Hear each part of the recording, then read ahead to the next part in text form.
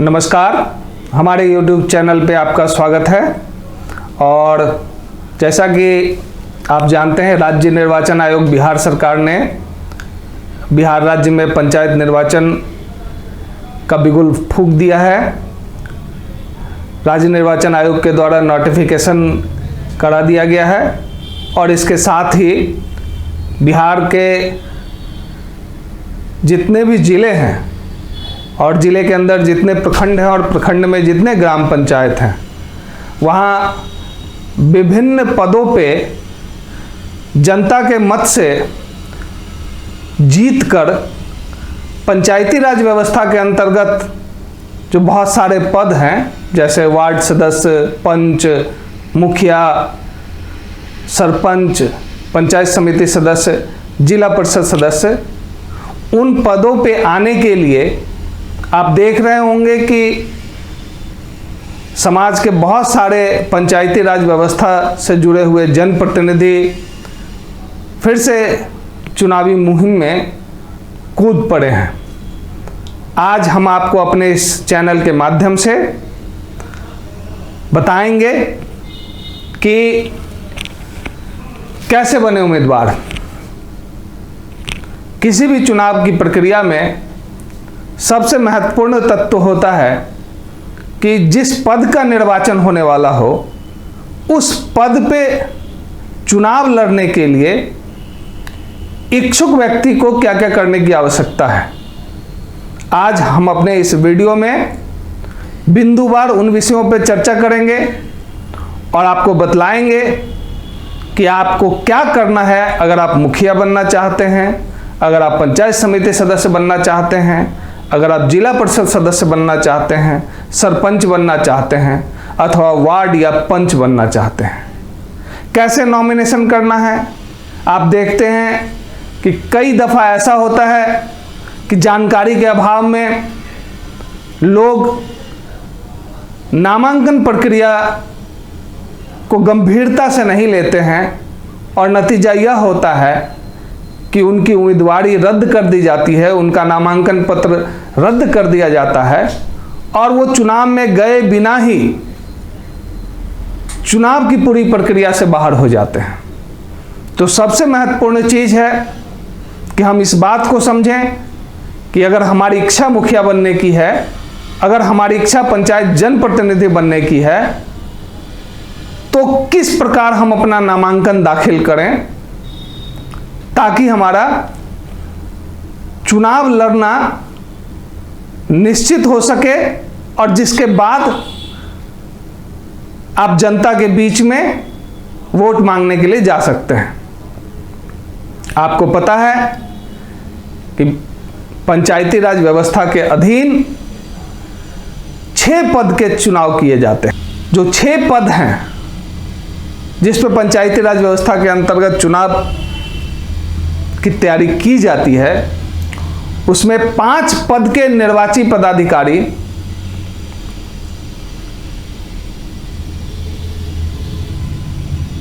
आपको उस प्रखंड के प्रखंड विकास पदाधिकारी होते हैं और 1 पद के निर्वाची पदाधिकारी अनुमंडल के अनुमंडल पदाधिकारी होते हैं। पंच, वार्ड सदस्य, मुखिया, सरपंच और पंचायत समिति सदस्य के रिटर्निंग ऑफिसर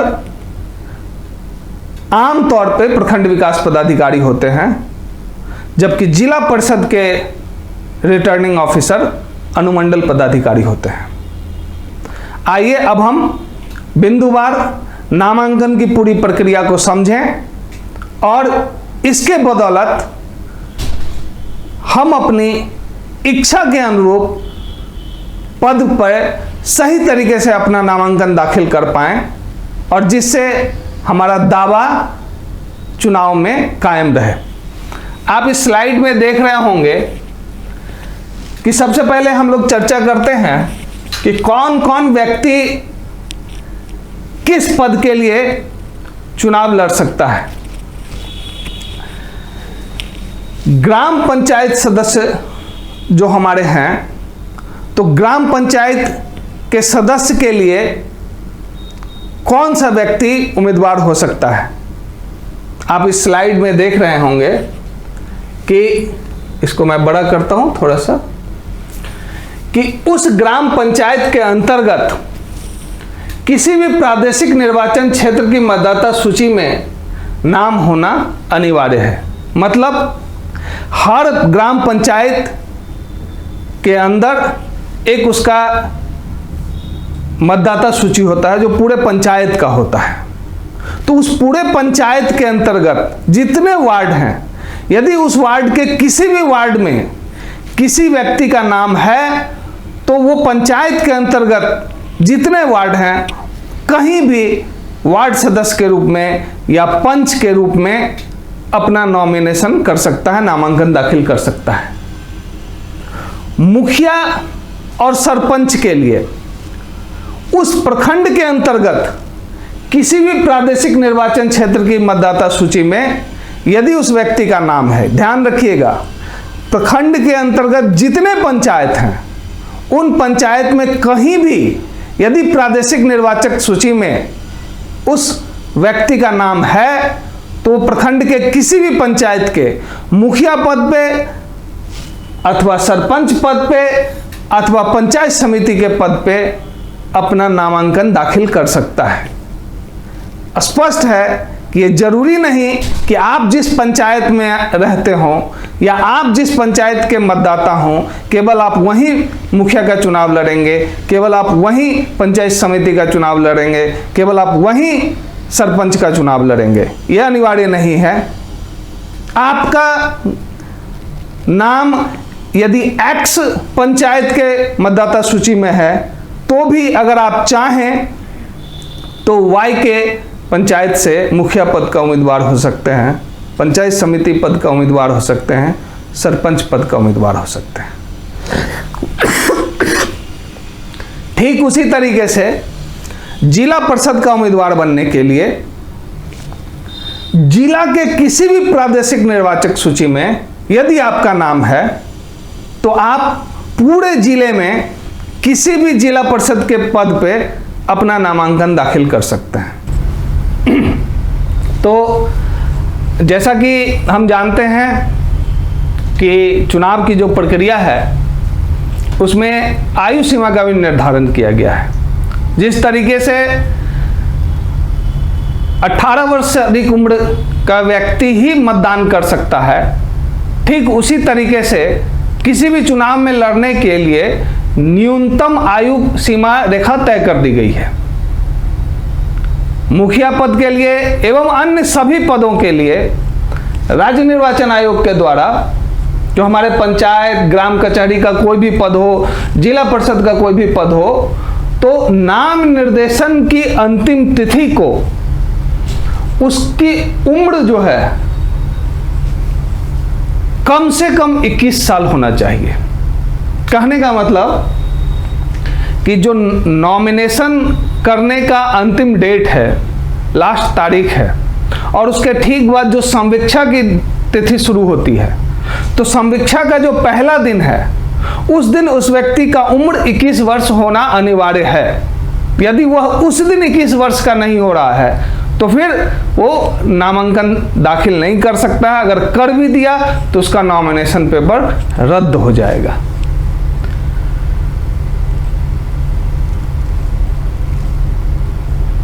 आरक्षित पदों के लिए यह भी ध्यान में रखिए कि यदि कोई भी व्यक्ति आरक्षित पद के लिए अपनी उम्मीदवारी कायम करना चाहता है तो जिस जाति या जिस लिंग के लिए वह पद आरक्षित किया गया है उसका होना उस व्यक्ति के लिए अनिवार्य है। यानी आरक्षित पदों पे आरक्षित जाति के लोग ही नॉमिनेशन कर सकते हैं। अनारक्षित पद पे ये बंधन नहीं है। जो भी पद अनारक्षित हैं उस पे योग्य कोई भी व्यक्ति नॉमिनेशन कर सकता है, नामांकन दाखिल कर सकता है। इसके अलावा इस अधिनियम या तत्समय प्रवृत्त किसी अन्य विधि के अधीन निहरित जो व्यक्ति नहीं होते हैं, मतलब अगर कानूनन कोई व्यक्ति अयोग्य नहीं ठहरा दिए गए हो किसी भी कारण से सक्षम न्यायालय के द्वारा, तो वो व्यक्ति भी नामांकन दाखिल कर सकते हैं। अब हम लोग बात करते हैं डिसक्वालिफिकेशन पे। क्वालिफिकेशन पे आने से पहले आपने देखा होगा कि हमने बताया था कि चुनाव हर कोई लड़ सकता है, लेकिन राज्य निर्वाचन आयोग के द्वारा कुछ प्रतिबंध लागू किए गए हैं, और यदि उस प्रतिबंध के अंतर्गत कोई व्यक्ति आ रहा होगा तो वह चुनाव नहीं लड़ सकता है। और जो सबसे महत्वपूर्ण है, मैं एक बार फिर से बता दूं कि बिहार पंचायती राज अधिनियम 2006 की धारा 136 के अनुसार कोई व्यक्ति मुखिया, ग्राम पंचायत के सदस्य, सरपंच, पंच, पंचायत समिति का सदस्य, जिला परिषद के सदस्य के रूप में निर्वाचन के लिए अथवा निर्वाचन बाद अपने पद पे बने रहने के लिए निहरित होगा, यानी अयोग्य होगा, यदि वह भारत का नागरिक न हो। राज्य विधानमंडल के प्रयोजनार्थ तत्समय प्रदत्त किसी विधि के द्वारा या उसके अधीन अयोग्य घोषित किया गया हो। यदि राज्य विधानमंडल के प्रयोजनार्थ किसी व्यक्ति को अयोग्य घोषित कर दिया गया हो तो भी वह व्यक्ति चुनाव नहीं लड़ सकता है। केंद्र या राज्य सरकार अथवा किसी स्थानीय प्राधिकार से सहायता प्राप्त करने वाली संस्था की सेवा में यदि कोई व्यक्ति है तो वह भी पंचायत चुनाव नहीं लड़ सकता है। सक्षम न्यायालय के द्वारा विकृत चित्त घोषित कर दिया गया हो।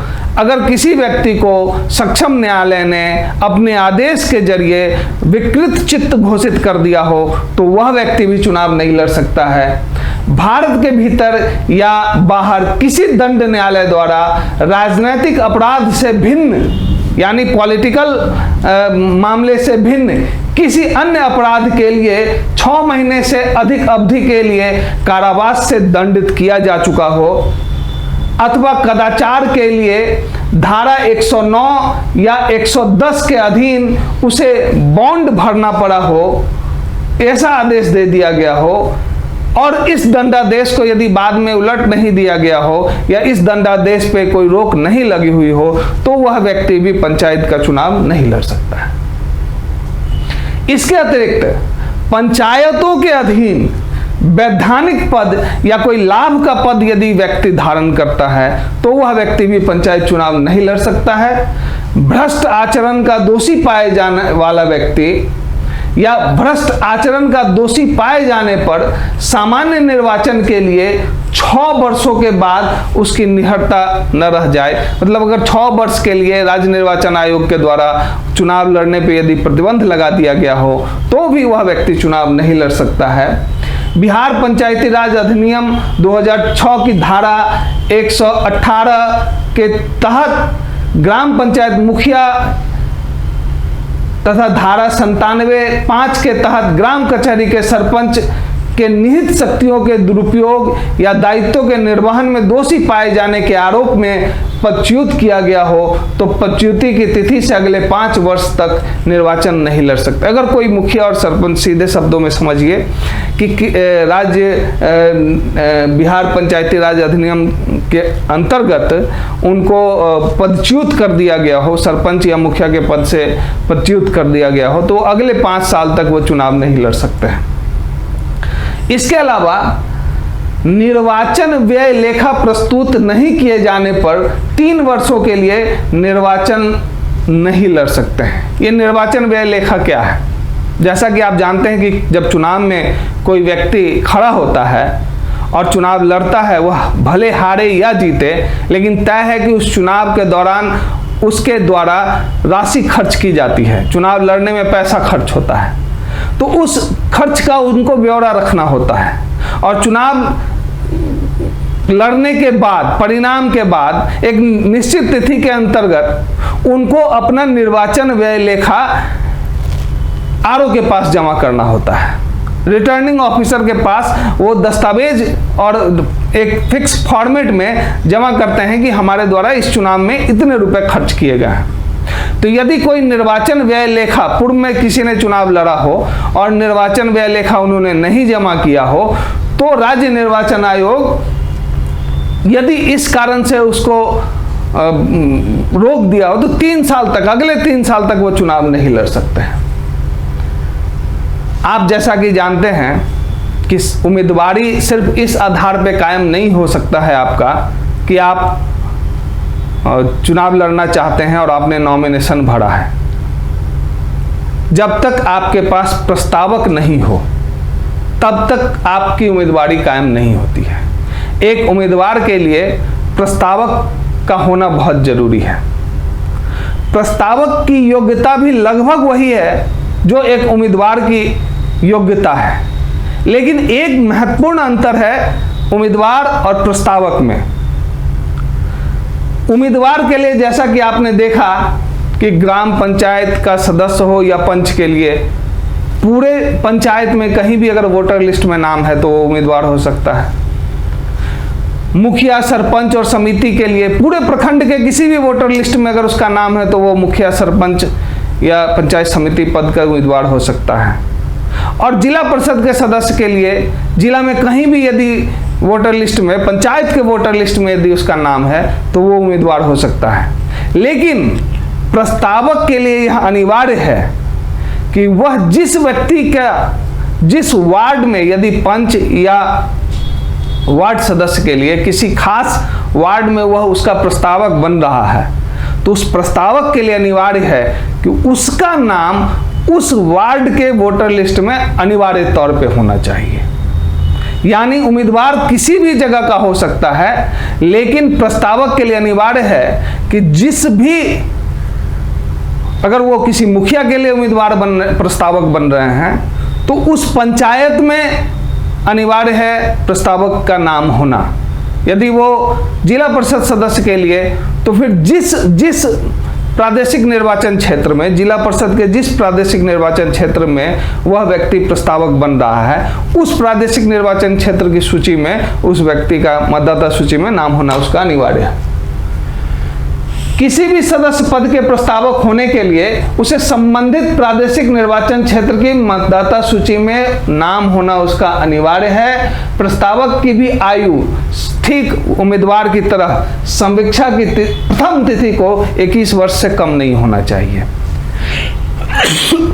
और अधिनियम की धारा 136 के अधीन वो डिस्क्वालीफाई भी नहीं हो।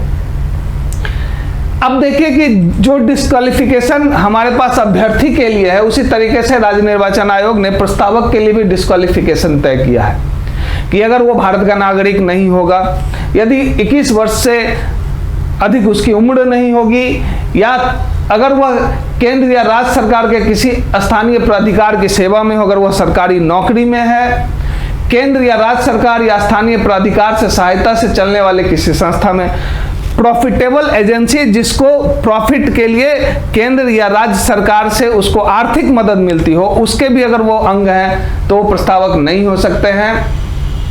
यदि दंड न्यायालय के द्वारा राजनीतिक अपराध से भिन्न अन्य किसी अपराध के लिए 6 मास से अधिक के लिए यदि कारावास की सजा सुना दी गई हो तो भी वो प्रस्तावक नहीं हो सकते हैं।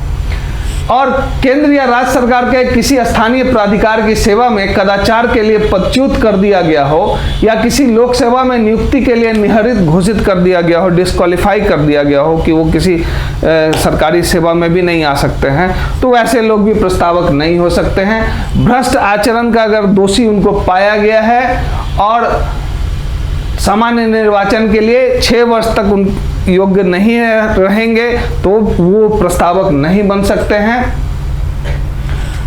और किसी स्थानीय प्राधिकार के सदस्य होने का पात्र अगर वो नहीं रह गए हैं तो भी वो प्रस्तावक नहीं बन सकते हैं। तो उम्मीदवार और प्रस्तावक दोनों के श्रेणी में आपने देखा कि लगभग सारे क्वालिफिकेशंस और डिस्क्वालिफिकेशंस एक जैसे हैं, सिवाय एक का कि प्रस्तावक का उस खास प्रादेशिक निर्वाचन क्षेत्र की मतदाता सूची में नाम होना अनिवार्य है जहां का वह प्रस्तावक बन रहा है। अब आते हम देखते हैं कि कौन व्यक्ति पंचायत का, हमारे आसपास का वैसा कौन व्यक्ति है जो ना तो उम्मीदवार बन सकता है और ना ही प्रस्तावक बन सकता है। आंगनवाड़ी सेविका और सहायिका पंचायत चुनाव नहीं लड़ सकते हैं और ना ही वो प्रस्तावक बन सकते हैं।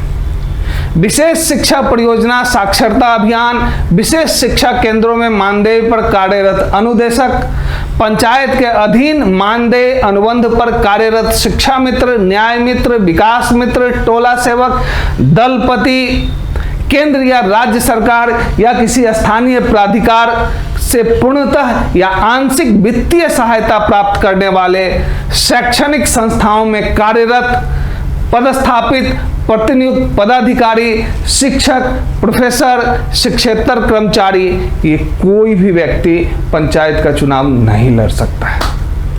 रसोइया या मानदेय पर कार्यरत, किसी भी प्रकार के सरकारी मानदेय पर यदि कार्यरत कोई कर्मी है तो भी वह पंचायत चुनाव नहीं लड़ सकता है।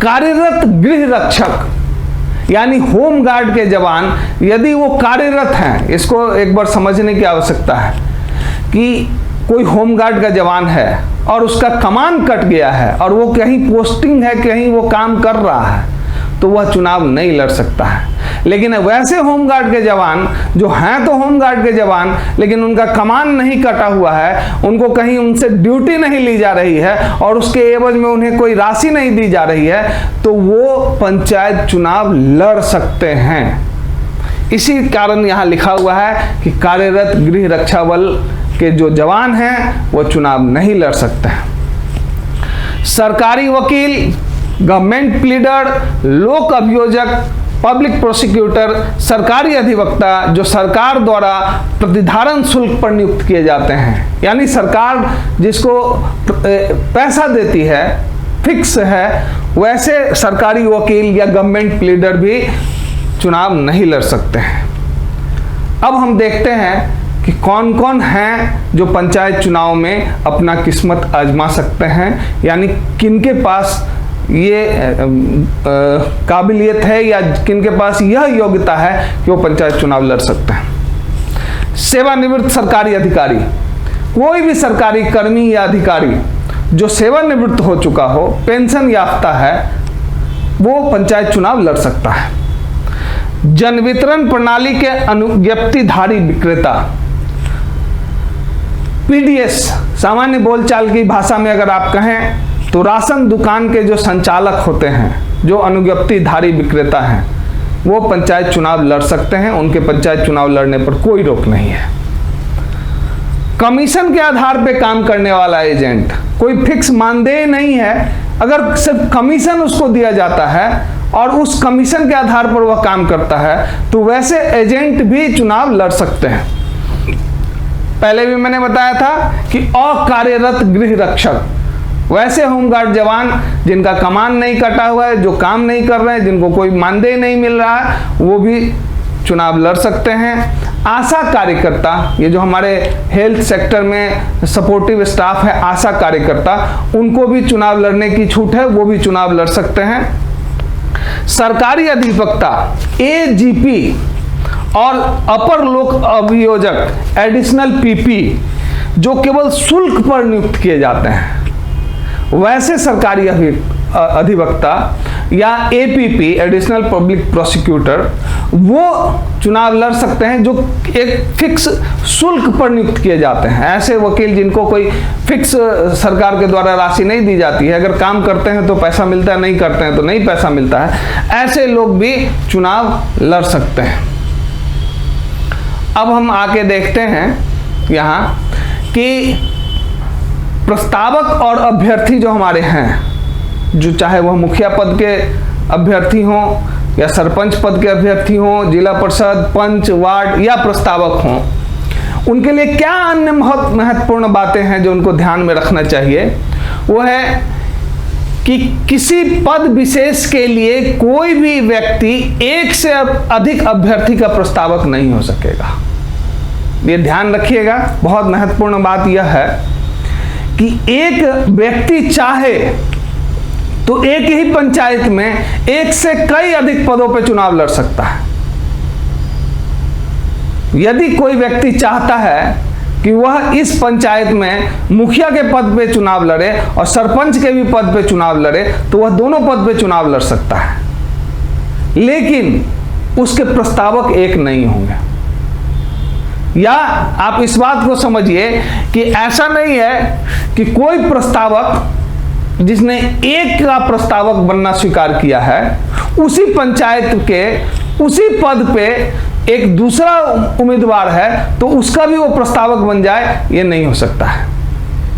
आप एक बार प्रस्तावक बनते हैं और एक ही व्यक्ति के प्रस्तावक बनेंगे। अभ्यर्थी अपने प्रादेशिक निर्वाचन क्षेत्र के किसी अन्य अभ्यर्थी का प्रस्तावक नहीं होगा। जो उम्मीदवार है जो एक बार चुनाव में लड़ गया, वो किसी दूसरे व्यक्ति का खुद प्रस्तावक नहीं बन सकता है अपने प्रादेशिक निर्वाचन क्षेत्र में। मतलब आप मान लीजिए कि कोई एक पंचायत है जिसका नाम ABC है और वहां आप मुखिया पद के उम्मीदवार हो गए, तो फिर आप उसी पंचायत के मुखिया पद के किसी दूसरे उम्मीदवार के प्रस्तावक नहीं बन सकते। प्रस्तावक द्वारा नाम निर्देशन पत्र पर हस्ताक्षर करने के बाद उसे वापस लेने की अनुमति नहीं दी जाएगी। यानी एक बार यदि आप नॉमिनेशन पेपर पे प्रस्तावक के रूप में आपने अपना दस्तखत कर दिया, तो फिर आप अपना नाम वापस नहीं ले सकते। लाभ के पद से त्याग पत्र की स्वीकृति सक्षम प्राधिकार द्वारा नाम निर्देशन पत्र प्रस्तुत किए जाने के पूर्व स्वीकृत हो जाना चाहिए। यदि कोई सरकारी सेवक या अगर चाहता है कि वह पंचायत चुनाव लड़े, तो उसे अपने पद से त्याग पत्र देना होगा, लेकिन उनके द्वारा जो दिया गया त्याग पत्र है, जब तक स्वीकृत नहीं होगा तब तक वो त्याग पत्र मान्य नहीं होगा। तो कब स्वीकृत हो कि वो चुनाव लड़ सके? तो कहा जा रहा है कि नॉमिनेशन करने के पहले उनका त्याग पत्र स्वीकृत हो जाना चाहिए। ऐसा नहीं कि आपने रिजाइन दे दिया और जाके नॉमिनेशन कर लिया, नहीं। आप रिजाइन करेंगे और आपका रेजिग्नेशन एक्सेप्ट हो जाना चाहिए नॉमिनेशन के पहले, तभी जाके आपका नॉमिनेशन स्वीकार किया जाएगा। अन्यथा अगर आप रिजाइन आपने किया और इसकी सूचना दी, लेकिन वो अगर स्वीकार नहीं हुआ नॉमिनेशन के पहले, तो आपका नॉमिनेशन पेपर रद्द कर दिया जाएगा। नाम निर्देशन जो नॉमिनेशन पेपर हमारा है, जिसे हम लोग प्रपत्र 5 भी कहते हैं, तो प्रपत्र 5 में जब हम लोग नॉमिनेशन पेपर कब हम लेते हैं, एक रिटर्निंग ऑफिसर, एक निर्वाची पदाधिकारी नॉमिनेशन पेपर कब लेता है, इसके लिए भी राज्य निर्वाचन आयोग ने तिथि का निर्धारण किया है। प्रपत्र 5 में चुनाव का जो सूचना है उसका प्रकाशन किया जाता है, और सूचना के प्रकाशन के ठीक अगले तिथि से, मतलब अगर आज प्रपत्र 5 में सूचना का प्रकाशन किया गया तो ठीक अगले तिथि यानी कल से लेकर के 7वें दिन तक नॉमिनेशन लिया जाएगा। अगर 7वें दिन सार्वजनिक अवकाश है, जो 7वां दिन है वो पब्लिक हॉलीडे है, तो वो 7वां दिन उसका अगला दिन हो जाएगा, यानी एक दिन का जो है वो ऐड कर दिया जाएगा। नाम निर्देशन पत्र विहित प्रपत्र में दिए जाएंगे, और जो नॉमिनेशन पेपर है वो हमारा विहित प्रपत्र है, प्रपत्र 6। प्रपत्र 6 में हम लोग नॉमिनेशन करेंगे। कब नॉमिनेशन करेंगे इसके लिए भी समय निर्धारित है। जो प्रपत्र 5 में सूचना का प्रकाशन होता है, ध्यान रखिएगा, बहुत महत्वपूर्ण प्रपत्र है। उसमें नॉमिनेशन कहाँ लिया जाएगा, नॉमिनेशन कब लिया जाएगा, कितने समय में लिया जाएगा, नॉमिनेशन में कौन कौन से दस्तावेज की आवश्यकता है, ये सारा वहाँ पे सूचना का प्रकाशन किया जाएगा। तो नॉमिनेशन के लिए जो निर्धारित स्थल है, एक बार प्रपत्र 5 में जो जगह निर्धारित हो गया वहीं पे नॉमिनेशन लिया जा सकता है, किसी भी स्थिति में उसके बाहर नॉमिनेशन नहीं होगा। तो उस विहित स्थल पे प्रतिदिन कार्य दिवस जो हमारा होता है, दिन के 11 बजे से लेके शाम के 4 बजे तक ही नॉमिनेशन लिया जाएगा।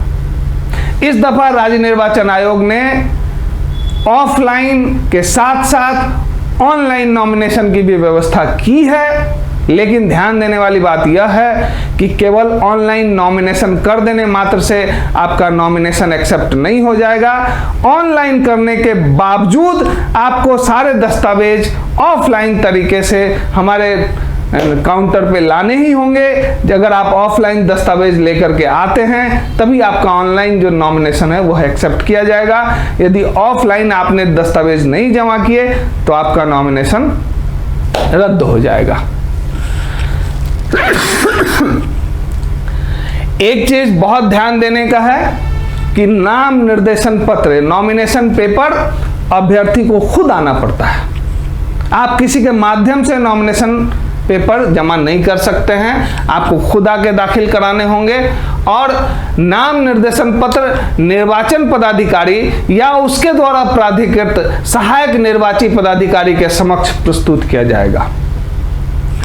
जनरली नियम यह है कि रिटर्निंग ऑफिसर के सामने नॉमिनेशन किया जाता है, लेकिन पंचायत निर्वाचन में देखा गया है कि बहुत सारे पद होते हैं, पंचायतों की संख्या काफ़ी अधिक है, तो पंच हैं, वार्ड हैं, इतने पद हैं कि ये संभव नहीं है कि केवल रिटर्निंग ऑफिसर नॉमिनेशन कर पाए। तो राज्य निर्वाचन आयोग ने यह व्यवस्था की है कि रिटर्निंग ऑफिसर के सहयोग में रिटर्निंग ऑफिसर के द्वारा प्राधिकृत ARO यानी सहायक निर्वाची पदाधिकारी के समक्ष भी आप नॉमिनेशन दाखिल कर सकते हैं। अब यहां एक और महत्वपूर्ण बात है कि नॉमिनेशन पेपर आप 2 सेट में दाखिल कर सकते हैं अधिकतम। आप एक सेट में भी नॉमिनेशन कर सकते हैं, लेकिन अगर आपकी इच्छा हो कि नहीं, कोई किसी प्रकार की त्रुटि नहीं हो, रिस्क नहीं लेना है, तो आप 2 सेट में नॉमिनेशन करेंगे।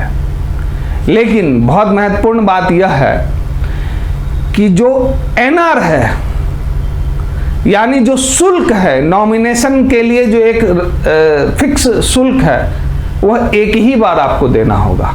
यदि आप 2 सेट में भी नॉमिनेशन करते हैं तो भी शुल्क आपको एक ही बार देना है, और वो उसका जो प्रमाण, जो पावती है, जो NR रसीद जिसको आमतौर पे कहा जाता है, वह मूल एक सेट में लगा रहेगा और उसका फोटोकॉपी आप दूसरे सेट में लगाएंगे, आपका मान्य हो जाएगा।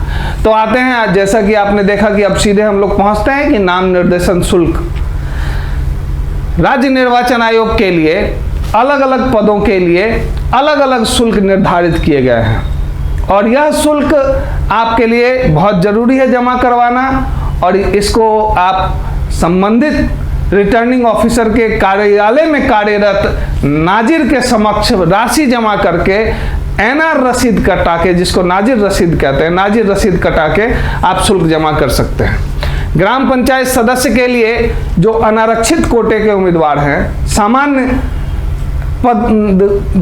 कोटि के जो उम्मीदवार हैं, उनको 250 रुपये का NR कटवाना पड़ेगा। मतलब उनको नामांकन शुल्क के रूप में 250 रुपये जमा करने होंगे, जबकि आरक्षित कोटि के यानी अनुसूचित जाति, जनजाति या पिछड़े वर्ग की महिला, हमारे यहाँ पर पिछड़े वर्ग का मतलब होगा अत्यंत पिछड़ी जाति की महिला, उनके लिए नॉमिनेशन पे शुल्क जो है वह 125 रुपये है। यानी सामान्य वर्ग के यदि अभ्यर्थी हैं, अनारक्षित कोटे के अभ्यर्थी हैं, तो उनको पंच और वार्ड के लिए अगर वो चुनाव लड़ना चाहते हैं तो उनको 250 रुपये शुल्क देने होंगे, और यदि वो शेड्यूल कास्ट, शेड्यूल ट्राइब्स या पिछड़े वर्ग की महिला हैं तो उनको 125 रुपये जमा करने होंगे। मुखिया, सरपंच और पंचायत समिति के पद के लिए जो नॉमिनेशन शुल्क है वह अनारक्षित कोटि हेतु 1000 रुपये निर्धारित है, जबकि आरक्षित कोटि के अनुसूचित जाति, जनजाति के उम्मीदवार के लिए 500 रुपये निर्धारित है। जिला परिषद सदस्य, अनारक्षित कोटि के उम्मीदवार 2000 रुपये का एनआर कटाएंगे और आरक्षित कोटि यानी अनुसूचित जाति जनजाति और पिछड़े वर्ग की महिला 1000 रुपये का वो एनआर कटाएंगे। एनआर कटवा लेना होगा और उस नाजिर रसीद को वो अपने नॉमिनेशन पेपर में लगाएंगे और तब जाके वो नॉमिनेशन काउंटर पे पहुंचेंगे। एक पद के लिए एक ही नामांकन शुल्क लगेगा, भले ही नाम निर्देशन पत्र 2 सेट में दिए गए हों। मैंने स्पष्ट पहले ही कर दिया है। लेकिन अगर आप अलग अलग पद के लिए चुनाव लड़ रहे हैं तो फिर आपको नॉमिनेशन की जो राशि है, शुल्क है, वो भी अलग अलग जमा करना होगा। हमारा जो नामांकन शुल्क है वो किसी भी हाल में वापस नहीं होगा, ये रिफंड नहीं होता है। चुनाव परिणाम के बाद भी जीतने वाले का भी या हारने वाले का वो राशि वापस नहीं होता है। एक बार फिर से समअप करते हुए हम लोग उन महत्वपूर्ण प्रपत्र की चर्चा कर लें जो नॉमिनेशन पेपर में लगेंगे। आप देखिए कि नाम निर्देशन प्रपत्र 6 है। इसको किसी जानकार और किसी पढ़े लिखे व्यक्ति से भरवाएंगे। ध्यान रखिए, कोई कॉलम खाली नहीं छोड़ना है। जिस कॉलम में आपके पास कोई जानकारी नहीं है, मेरा अनुरोध है आप उस कॉलम पे लिख दें लागू नहीं, लेकिन कोई कॉलम खाली नहीं छूटे। आप देख लें कि आपका हस्ताक्षर नहीं छूटे। जितने इंपॉर्टेंट दस्तावेज आपको लगाने हैं वो अनिवार्य तौर पे लगा दें। उसमें शपथ पत्र लगाएंगे, एफिडेविट, जो एफिडेविट एग्जीक्यूटिव मजिस्ट्रेट, कार्यपालक दंडाधिकारी या नोटरी या ओथ कमिश्नर के समक्ष आपने जो एफिडेविट करवाया है आप उसे लगाएंगे। अनुसूची 1, अनुसूची 2, अनुसूची 3। अनुसूची 1 जो है वह बिहार पंचायत राज अधिनियम 2006 की धारा 136 के संबंध में है। इसमें आपको एग्जीक्यूटिव मजिस्ट्रेट और नोटरी का शपथ पत्र चलेगा। अनुसूची जो 2 मतदाता सूची में अभ्यर्थी एवं प्रस्तावक के नाम दर्ज होने संबंधित घोषणा है। यह अनुसूची 2 भी जो एफिडेविट है वह एग्जीक्यूटिव मजिस्ट्रेट या नोटरी के माध्यम से बनाया जाएगा। अनुसूची 3 शपथ पत्र एवं एनेक्चर में दी जाने वाली सूचनाओं का प्रपत्र है। यह आप एग्जीक्यूटिव मजिस्ट्रेट, नोटरी या ओथ कमिश्नर के समक्ष तैयार करवा सकते हैं। नाम निर्देशन शुल्क चालान या नाजिर रसीद मूल में आरक्षित पद का दावा करने संबंधित जाति प्रमाण पत्र मूल में। ये ध्यान रखिएगा कि आपके द्वारा जो भी प्रमाण पत्र दिए जाते हैं, अगर जाति प्रमाण पत्र दिए जाते हैं तो वह मूल प्रति उसकी होनी चाहिए। अगर छाया प्रति होगी तो आपका नॉमिनेशन रद्द भी हो सकता है। इसके अलावा एक और महत्वपूर्ण बात मैं बतला दूं कि यदि कोई महिला अपनी उम्मीदवारी कायम कर रही है और उसको जाति प्रमाण पत्र देना पड़ रहा है तो वो मायके से निर्गत जाति प्रमाण पत्र ही देंगी, क्योंकि जाति का जो निर्धारण है वो पति के आधार पर नहीं हो सकता। हो सकता है कि उस महिला के द्वारा अंतरजातीय विवाह भी किया गया हो, तो उस महिला का जो जाति प्रमाण पत्र होगा वह मायके से बना होना चाहिए। एक चीज़ यहाँ और ध्यान में रखने वाली बात है कि यदि मान लीजिए कि वह महिला बिहार राज्य से बाहर की निवासी है, वह महिला भारत देश से बाहर की निवासी है, हमारे यहाँ ऐसा है चूँकि नेपाल से भी हमारा वैवाहिक संबंध है, तो महिला हो सकती है नेपाल से हो, तो फिर उस महिला का वहाँ जो भी जाति रहा हो वो यहाँ पर जाति संबंधित दावा नहीं कर सकती है, उसको सामान्य महिला की ही कोटि में चुनाव लड़ना होगा। इस प्रकार आपने देखा कि आज के इस महत्वपूर्ण वीडियो में हमने आपको बतलाया है कि किस तरीके से सावधानी के साथ अगर आप मुखिया बनना चाहते हैं, अगर आप प्रमुख बनना चाहते हैं, अगर आप जिला परिषद अध्यक्ष बनना चाहते हैं और इसके लिए आपको चुनाव में जाना होगा, तो चुनाव में जाने के लिए जो एडमिशन सबसे महत्वपूर्ण चीज़ है कि नॉमिनेशन कैसे करें, तो आज हमने अपने इस वीडियो के माध्यम से आपको बताया। उम्मीद करता हूं कि यह आपको काफ़ी अच्छा लगा होगा और आपके काफ़ी काम आएगा। फिर से मैं आप सबों का बहुत बहुत धन्यवाद करता हूं और आपसे अनुरोध करता हूं कि इस चैनल को सब्सक्राइब करें, हमारा बेल आइकन दबाएं और ताकि हमारा नोटिफिकेशन आप तक मिलता रहे, और इसे लाइक जरूर करें। मैं ओम राजपूत इसी वीडियो के साथ अगले वीडियो के लिए आप सबों से विदा चाहता हूं। नाम